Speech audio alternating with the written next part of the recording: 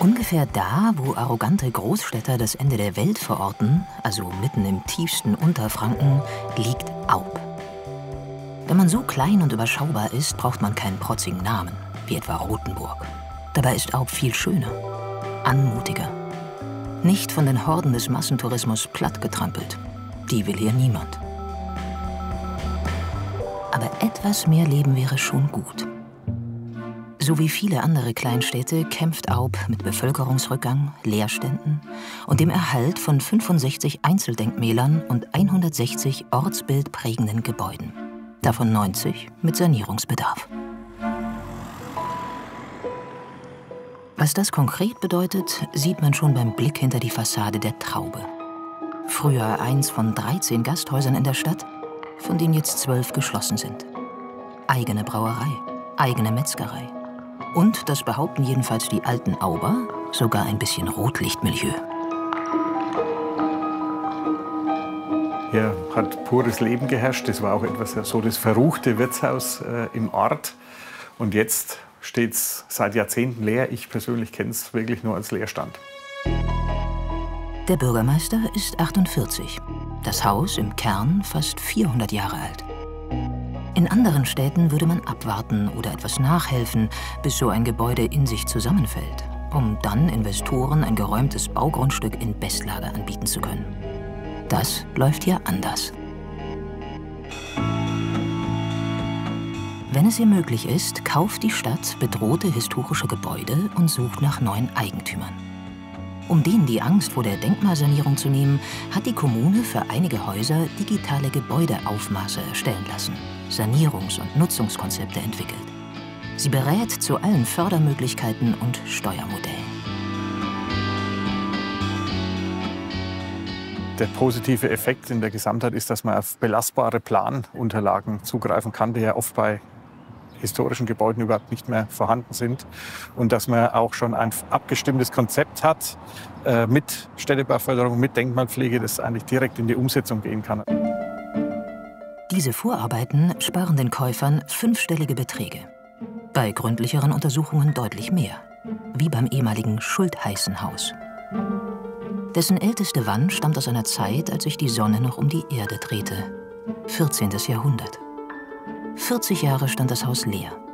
Dann ließ die Stadt einen professionellen Imagefilm produzieren, veranstaltete vor 2 Jahren ihre erste Denkmalbörse und fand so neue Eigentümer. Aus Niederbayern. Aber wahre Liebe überwindet solche Distanzen locker.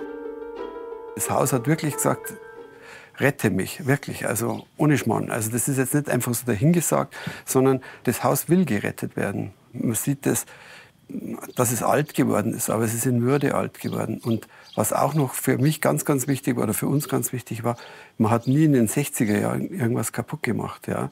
Man hat nie irgendwie mit Beton irgendwas stabilisiert oder irgendwelche Plastikfenster eingebaut, sondern das ist schlicht einfach in einen Dornröschenschlaf verfallen und aus dem kann man es auch wieder erwecken.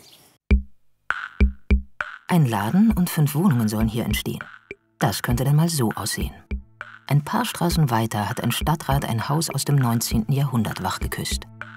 2 Singlewohnungen unterm Dach, ein großes Familiendomizil im 1. Stock, eine seniorengerechte Wohnung im Parterre. Und das alles günstiger, als wenn man denselben Wohnraum neu auf die grüne Wiese gebaut hätte. Der durchschnittliche Quadratmeterpreis, wenn Sie heute eine Eigentumswohnung kaufen, liegt, mir ist Google, bei 3.200 €. Da bin ich deutlich drunter und habe zusätzlich noch den Vorteil der Förderung. Und ich glaube, ja, Ärger und Stress hat man, das ist nicht einfach, aber wenn ich ein Haus auf der grünen Wiese baue, habe ich das auch. Und im Gegensatz zum Neubau besteht das gute Gefühl, ein Stück Geschichte gerettet zu haben. Dafür ist ein junges Paar extra nach Aub gezogen und hat diese Ruine im jüdischen Viertel gekauft. Das Haus war bereits zum Abriss freigegeben.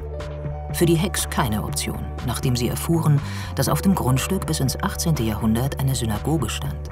Solcher Neubürger unterstützt die Stadt, wo sie kann.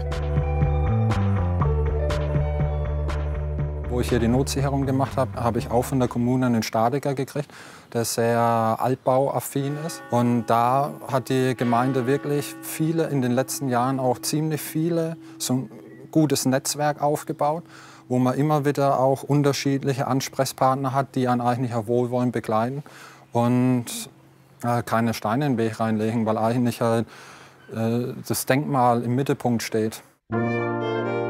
Nicht alles lässt sich retten. Die Ausstattung der alten Schmiede im Dorf wird wohl verloren gehen. Aber das Haus hat eine Zukunft. Die Stadt hat den Besitzer beim Verkauf unterstützt und investiert mit der Denkmalpflege zusätzlich 20.000 € in Umbauplanungen, weil nicht nur die niedrigen Zimmerdecken angehoben werden müssen, sondern in Folge auch die Stadtmauer, die Teil des Hauses ist.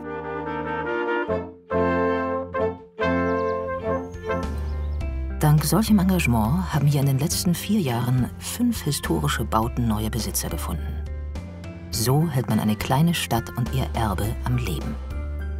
Es müssten sich nur mehr Nachahmer finden.